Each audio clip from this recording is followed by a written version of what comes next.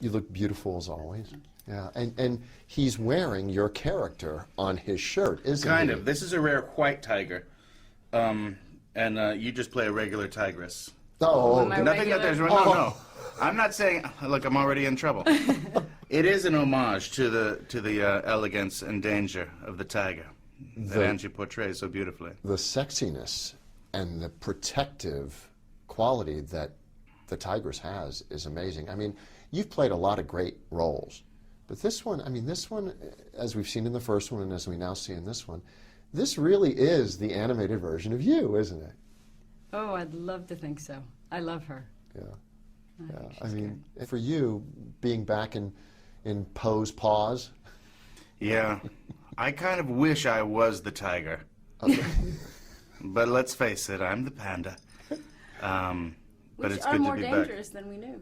back. Pandas, actually, it turns out, are bears that are fierce and powerful creatures that you can't just play with and snuggle. They're not just cute, they cuddly little pandas. They look cuddly Yeah. and sweet. Don't But I've been told underestimate Panda. Don't. by a person who knows, a zoologist or a vet, because I handled a baby, a newborn panda. To get into character. Well, I went out Yeah. there to name it, just to name it. Right. And I wanted to hold it in my arms, but the vet was like, be careful, this is a real bear, and they have real claws. They don't like to be touched. Unlikely heroes, which I think is beautiful because it's entertaining for kids, and yet and for adults. I was thoroughly entertained, but it also sends such a positive message too, that you can be any shape or size and still be a hero. Who were your heroes growing up? First person who inspired me, I think, was the $6 Million Man. I was really into bionics and being bionic myself. And I would pretend to be bionic when I was a little kid. So, yeah, and that's where I first got into sci-fi. Steve Austin. I don't know if I can top that. Didn't you like the Bionic Woman? I didn't know. You didn't care? I didn't. I love the Bionic Woman. by the way. I bet Brad loved her too. Yeah.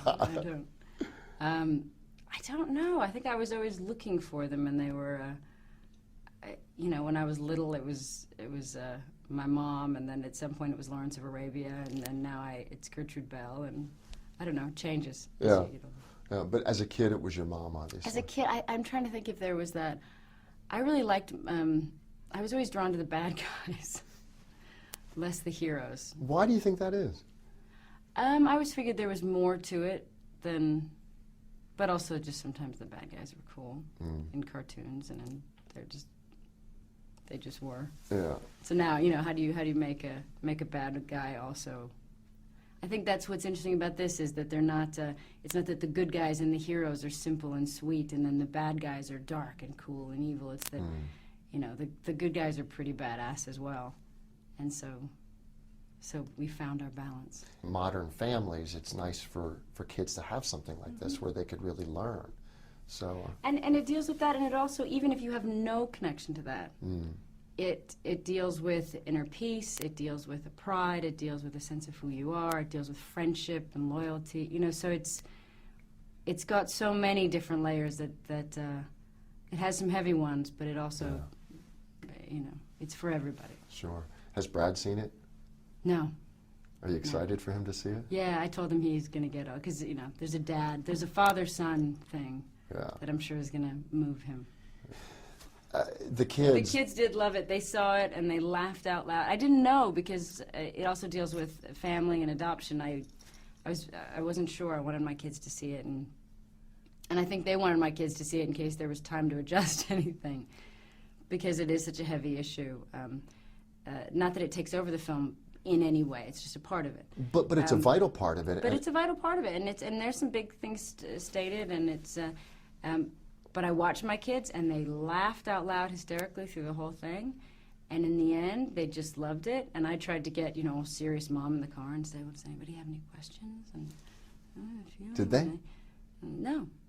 So the adoption issue didn't come up? We talk very openly in our house. Okay. You know, so orphanage, birth parents are like happy words in our house, and it's not a thing. But I think they just felt more connected to Poe.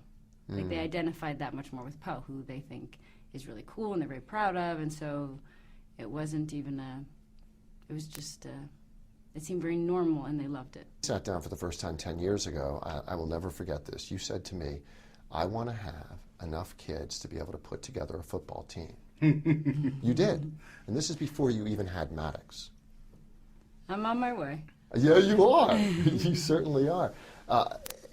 Any possibility of adding to the bunch? There's not at this time. Everybody was talking about your new tattoo, which everybody was. I'm just letting you know. I know you're looking like, really? They were? And yeah, they were. And because people were speculating, because you have the latitude and longitude of each of your children's birthplaces, which is a beautiful thing. And so, of course, people wondered if the newest tattoo was because you and Brad were thinking about adopting or having another child. Can you set the record straight on what the new tattoo is? If they know that it's latitude and longitude, they would have figured out quickly that it was Brad's birthplace. Oh, there it is. So It doesn't take much investigation to figure out what it is. so It's Shawnee, Oklahoma. nice. That's a very sweet statement. Jack's musical mission to be on the season finale of American Idol. Yes, it Really? is, in fact. How cool is that? Coincidentally, the day before Kung Fu Panda opens, Well, I will be on the season finale. I will watch. Yes. See? That's cool. But I So think What are you Ant- saying? Is it a secret? What are you It's a saying? secret. I'm not even, I don't know yet. oh, it's going to be big. I think you should go to the show. That would be a great big push for the I'm movie. gonna sing with this kid Casey, who's Casey Abrams. definitely Yeah, he's awesome. inspirational. Yeah, no. He's super confident and relaxed. He's super loose, Yeah. and Oh, fun. yeah, I'm kind of in awe of this kid.